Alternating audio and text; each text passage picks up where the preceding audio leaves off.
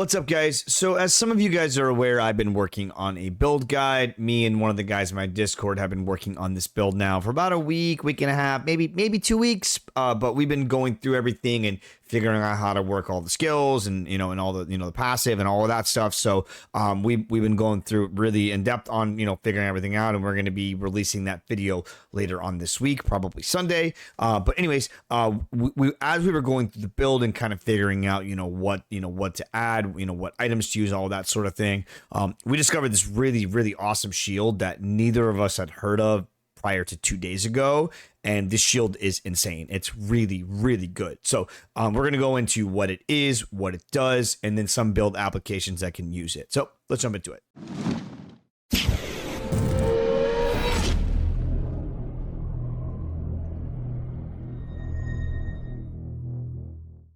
All right, so the shield that we're talking about is the Surrender Ezomite Tower Shield. I'm not sure if I'm pronouncing that correctly. I've never heard anyone else say it before, but I'm just assuming it phonetically that is how you say it. But if I did pronounce it wrong, let me know in the comment section. But what this shield does is it has an implicit, it gives 30 to 40 to maximum life.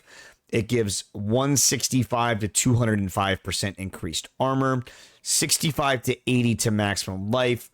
Recover 250 to 500 life when you block, grants level 30 reckoning skill, and then 6% chance to block, right? So the rest of these stats, the max life, the armor, then the max life again, and the reckoning skill, and the chance to block, all that stuff is not really what makes this shield really shine. I mean, it's good, right? Like, having, plus 40 to max life, well, total of, what is it, plus like, over plus 100, right? And if you had a max roll, it'd be even more. It'd be like plus 120.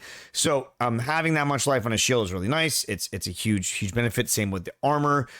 What's really good about the shield, though, is that recover the 250 to 500 life when you block, right? Now, from testing this, you really want a high roll on this. The other rolls, you want to try to find them relatively high. I wouldn't go for a max roll, because then the max roll on the recover the life when you block jumps the price up on this shield a lot. You can buy the one that I bought. I spent about 2 div on it, so not too crazy. Actually, I think I might have even spent I think I spent a little over a div for it, so not crazy expensive. If you try to get a max rolled one, then you're gonna probably pay like 10 div. It's a pretty big jump in price. But what's really nice about this, now you can run this on a full life build. Now, obviously, you would need to up your block chance, right? So you would want to get pretty close to the block cap, which is 75%. Right now, we are at 60%, but we are running a Rumi's Concoction, which once we pop that, that'll get us to the 75%. We're actually right over 76%, right? Then we have a 75% chance to block spell damage as well. So, we're at the spell damage, or we're at the block cap, so we're going to be blocking attacks pretty often. So what's nice about this shield, though, is if you are running Petrified Blood. Now this makes Petrified Blood just infinitely better, right? So the way that it works, essentially the way Petrified Blood works, if you don't know how it works, most people do, but I'll go ahead and explain it just in case you don't know how it works. Basically, what Petrified Blood does is it protects the lower half of your life pool. So once you get below 50% life, it is going to so we'll use an example, right? So let's say we take a hit of 500 damage, and we are under the 50% life. So what's going to happen is 40% of that life is going to be taken as a dot, and the other 60% is going to be taken right away. So for 500 damage, we're going to take 300 damage right away, and then the other 200 damage is going to be taken as a dot over time, right?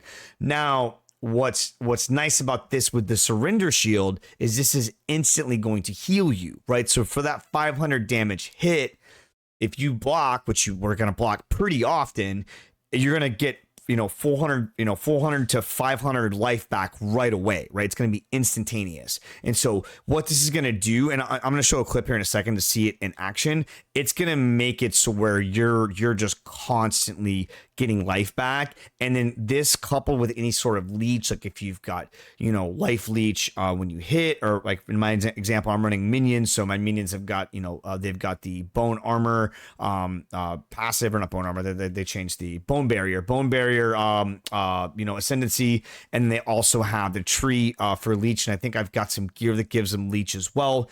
So, this shield and petrified blood coupled with any kind of leech at all, it just makes you just so much tankier, right? Now the obvious con is that we are reserving our life to stay at that 50%, so we are constantly going to have leech up. We're going to be leeching all the time.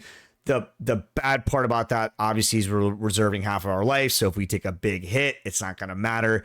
But it really does mitigate a lot of those small hits. It's really good for that. So I'm going to play a clip so you guys can see kind of how it works.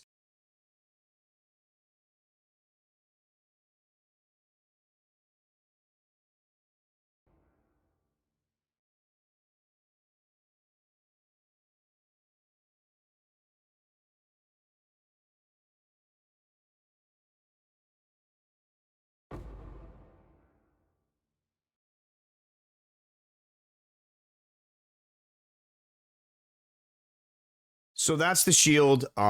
It's been really, really awesome for me. I haven't tested it on a full life build not using petrified blood. I have to test more to see if it's good enough to use on just a full life build.